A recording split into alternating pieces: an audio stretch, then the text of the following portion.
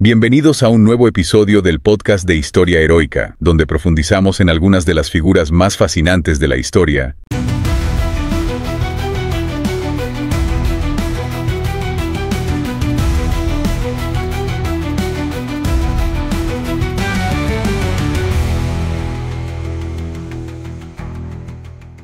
Hoy, regresamos a la antigua Roma, para descubrir la increíble historia de Espartaco, el gladiador que se atrevió a desafiar el poder de la República Romana. Una historia que realmente captura la imaginación, ¿no? Absolutamente. Un esclavo levantándose para desafiar uno de los imperios más poderosos de la historia. Es increíble. Pero la rebelión de Espartaco no fue solo fuerza bruta. Fue una compleja red de tensiones sociales, económicas y políticas que encendieron esta tormenta. Para profundizar, necesitamos comenzar con el hombre. ¿Qué sabemos de Espartaco antes de la rebelión? Bueno, ahí es donde se pone interesante. Gran parte de la vida temprana de Espartaco está envuelta en misterio, lo que, honestamente, añade a su misticismo. Creemos que probablemente era un hombre libre de Tracia, una región en lo que hoy es Bulgaria, conocida por sus feroces guerreros. Así que este guerrero tracio termina capturado por los romanos, forzado a este brutal mundo del combate de gladiadores. Quiero decir, puedes imaginar ser arrancado de tu tierra natal y arrojado a esta vida, donde te entrenan para luchar hasta la muerte por el entretenimiento de otros. Es un recordatorio contundente de lo brutal que podía ser la sociedad romana. Y para comprender realmente la rebelión de Espartaco, tenemos que entender este mundo. Los gladiadores como mercancías, herramientas de su entretenimiento, incluso el término que utilizan para una escuela de gladiadores. Ludus se traduce como juego, lo que resalta su desprecio cruel por las vidas de estos hombres. Y Espartaco, entrenado como un murmillo, ¿verdad? Exactamente. ¿No eran esos los gladiadores fuertemente armados, como los tanques de la arena? Sí, el murmillo era un gladiador de peso pesado. Empuñando una espada y un escudo pesados, estaban entrenados para ser poderosos, ágiles, capaces de soportar un castigo increíble, mientras también infligían golpes devastadores. Sus combates eran un espectáculo de brutalidad y habilidad, diseñados para cautivar a las multitudes romanas. Vaya, es casi irónico que, de este caldero de violencia, emergiera una rebelión que sacudiría los mismos cimientos de la sociedad romana. Así que cuéntame sobre ese momento crucial, la fuga de Ludus y Capua. Bueno, Capua era una ciudad conocida por su riqueza, su decadencia y su insaciable apetito por los juegos gladiatorios.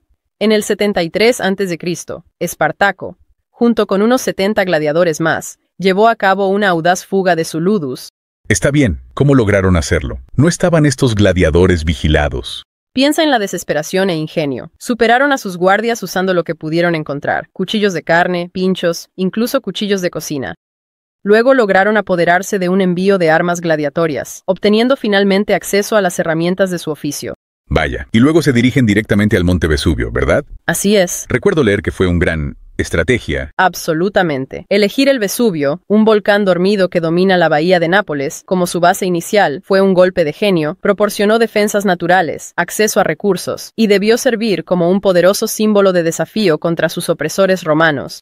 Así que el Vesubio, el volcán que más tarde sepultaría a Pompeya, se convierte en un refugio para estos gladiadores rebeldes. Pero ya no era solo un grupo de esclavos escapados, ¿verdad? Para nada. Espartaco estaba construyendo un ejército, una fuerza capaz de desafiar el poder militar romano, y atrajo a un grupo diverso de seguidores: esclavos fugitivos, hombres libres del campo circundante, pastores, e incluso mujeres. Todos se agruparon bajo su estandarte, unidos por un deseo común de libertad y venganza contra la opresión romana. Eso nos lleva a la respuesta romana. No subestimaron inicialmente a Espartaco y su ejército desorganizado. Los romanos, sus legiones y la guerra ordenada veían a estos gladiadores escapados como una licencia menor. Enviaron a un pretor, un funcionario romano llamado Glaber, con una pequeña fuerza reunida apresuradamente para sofocar la revuelta. Y esta subestimación resultó ser un error fatal para los romanos, ¿no? Oh, absolutamente. Espartaco, habiendo sido entrenado en tácticas militares romanas, utilizó este conocimiento a su favor. Entendía la forma de guerra romana, pero no estaba limitado por sus formaciones y estrategias rígidas. Se adaptó, improvisó y aprovechó las fortalezas de su ejército diverso y altamente motivado. Así que guíanos a través de ese primer encuentro entre Espartaco y Glaber en las laderas del Vesubio. Espartaco, utilizando su conocimiento del terreno y el elemento sorpresa, atrajo a las fuerzas de Glaber a una trampa. Los rebeldes, impulsados por la desesperación y el deseo de libertad, derrotaron completamente al ejército romano, una victoria que envió ondas de choque a través de la sociedad romana. ¡Qué giro de los acontecimientos! Los gladiadores desechables derrotando a una fuerza romana. ¿Qué significó esta victoria para la creciente rebelión de Espartaco? Fue un punto de inflexión. Esta victoria no fue solo una victoria militar, fue un golpe simbólico a la autoridad romana. Mostró que estos esclavos, estos gladiadores, no solo podían luchar, sino también maniobrar y derrotar a las legiones romanas. Envalentonó a miles más para unirse a la causa de Espartaco. Y ahí es donde las cosas se ponen interesantes. Esa victoria en el Vesubio tuvo impacto, más allá del campo. Oh sí, desafió el núcleo mismo de las creencias romanas sobre su orden social. Imagina el miedo y la incertidumbre que dominaban a la élite romana. Su mundo, construido sobre las espaldas de los esclavos, estaba repentinamente amenazado por aquellos a quienes consideraban inferiores. Así que, después de esa derrota inicial, Espartaco y su ejército rebelde emprenden una serie de audaces incursiones por Italia.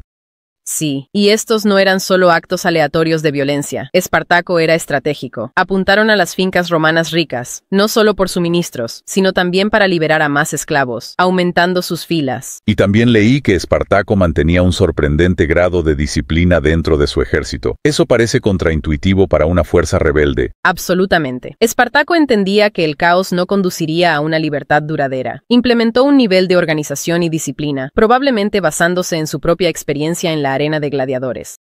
Hay ese fascinante relato de él organizando juegos gladiatorios, pero con soldados romanos capturados, obligados a pelear. ¿Qué opinas de eso? Fue un golpe de brillantez psicológica.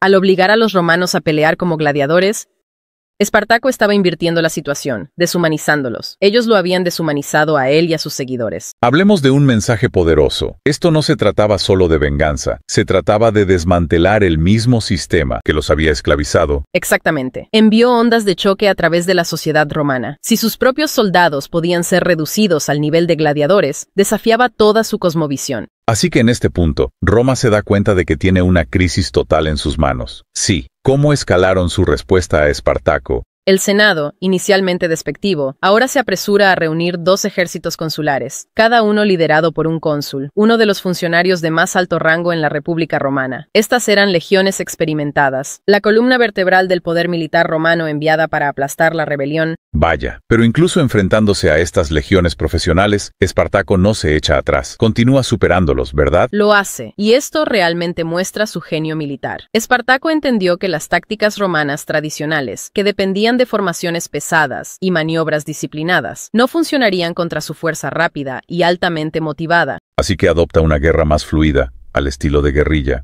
Exactamente. Utiliza la velocidad y la sorpresa, y su conocimiento del terreno italiano a su favor. Divide sus fuerzas para atacar múltiples objetivos, sembrando confusión y interrumpiendo las líneas de suministro romanas. Y de hecho logra derrotar a ambos ejércitos consulares, infligiendo grandes bajas a los romanos. Estas victorias consolidan la reputación de Espartaco como un brillante estratega militar. Pero lo más importante es que alimentan el creciente pánico en Roma. Esto ya no es una revuelta de esclavos, es una amenaza para el mismo corazón de la República. ¿Qué hace Roma en este punto? Se dirigen a uno de los hombres más ricos y ambiciosos de Roma, Marco Licinio Craso. Craso, el hombre que más tarde formaría el primer triunvirato con Julio César y Pompeyo. Sí, ese Craso. Ve una oportunidad para dejar su huella, aplastar esta rebelión y ascender a la prominencia. Levanta un nuevo ejército, de 8 legiones de fuerza, y se le otorgan poderes extraordinarios para tratar con Espartaco. Craso era conocido por su crueldad, ¿verdad? ¿No utilizó algunas tácticas bastante brutales para inculcar disciplina en sus tropas? Sí, entendía que el miedo podía ser tan efectivo como la lealtad. Hay relatos de que utilizó la decimación, una práctica en la que 1 de cada 10 soldados es seleccionado al azar y ejecutado como castigo por cobardía o desobediencia. Eso es brutal, pero supongo que envió un mensaje claro de que el fracaso no era una opción para sus legiones. Exactamente. Craso no era solo un político adinerado, también era un astuto estratega militar. Entendía que luchar contra Espartaco requería un enfoque diferente al de las tácticas romanas tradicionales. Así que, en lugar de enfrentarse directamente a las ágiles fuerzas de Espartaco, adopta una estrategia de contención. Precisamente, Craso implementa un juego con el objetivo de desgastar las fuerzas de Espartaco a través de la guerra de desgaste. Construye un enorme muro y una trinchera a lo largo de la península de Brutium, atrapando efectivamente a Espartaco y su ejército en el extremo sur de Italia. Parece un movimiento desesperado por parte de Espartaco. ¿Por qué no intentó escapar de esta trampa mientras aún tenía la oportunidad? Ese es uno de los misterios perdurables de esta historia. Algunos historiadores creen que Espartaco pudo haberse vuelto demasiado confiado, después de su serie de victorias. O quizás tenía un plan diferente en mente. ¿No hay relatos de que intentó negociar con piratas? Sí. Hay evidencia que sugiere que Espartaco intentó asegurar el paso de su ejército a través del estrecho de Mesina hacia Sicilia con la ayuda de piratas. Sicilia, con su historia de levantamientos de esclavos, podría haberle ofrecido a Espartaco una oportunidad para reagruparse y potencialmente establecer una nueva base. Pero por alguna razón, el trato se frustra. Los piratas traicionaron a Espartaco o se echaron atrás, temiendo la represalia romana. Atrapado en sur de Italia. Sí. Enfrentando a un ejército romano superior, ¿qué opciones le quedaban a Espartaco? Frente a esta situación desesperada, Espartaco toma una decisión fatídica. Decide dar la vuelta y luchar. Debió ser una apuesta desesperada, sabiendo que las probabilidades estaban en su contra. Así fue. El enfrentamiento final entre Espartaco y Craso tiene lugar cerca del río Solaris. Los relatos de la batalla están, por supuesto, sesgados hacia la perspectiva romana, pero sabemos que fue un asunto sangriento y brutal. Y en un último acto de desafío, Espartaco mata a su propio caballo antes de cargar contra las líneas romanas. Es una imagen poderosa. Sí, un rey guerrero, renunciando a su último símbolo de poder, eligiendo luchar y morir junto a sus hombres. Esta batalla final marca el fin de la rebelión de Espartaco. ¿Qué le pasó? ¿Se encontró alguna vez su cuerpo?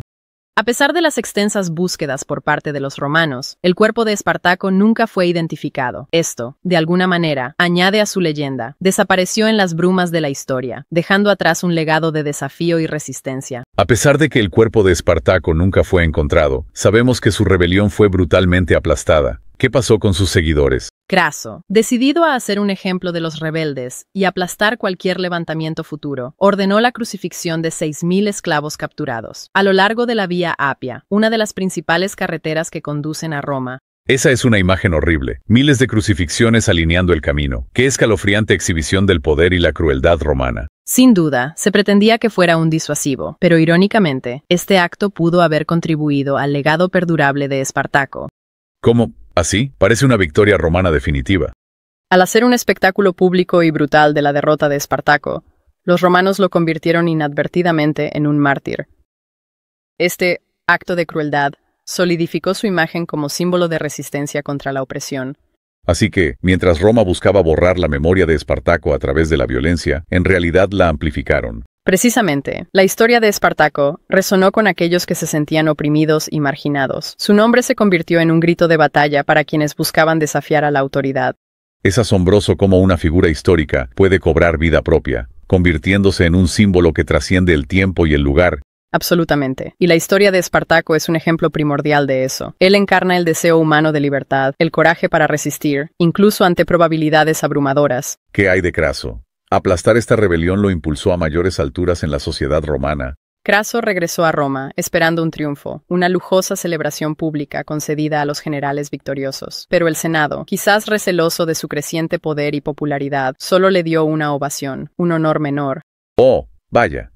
Eso debió ser un golpe para su ego, especialmente considerando que su rival Pompeyo recibió un triunfo completo por sus victorias en España, alrededor de la misma época. Sin duda, alimentó la rivalidad entre ellos. Esta tensión, junto con su ambición, contribuiría más tarde a la caída de la República Romana y al ascenso de Julio César. Vaya, es un recordatorio de que la historia no se trata solo de eventos individuales, sino también de la compleja interacción de personalidades y ambiciones que moldean el curso de los imperios. Y la historia de Espartaco, aunque aparentemente es una rebelión autosuficiente, tiene repercusiones en la historia romana, afectando eventos que se desarrollarían años después. Entonces, al mirar hacia atrás en la historia de Espartaco, ¿cuáles son las conclusiones clave? ¿Qué lecciones podemos extraer de este gladiador tracio que se atrevió a desafiar el poder de Roma?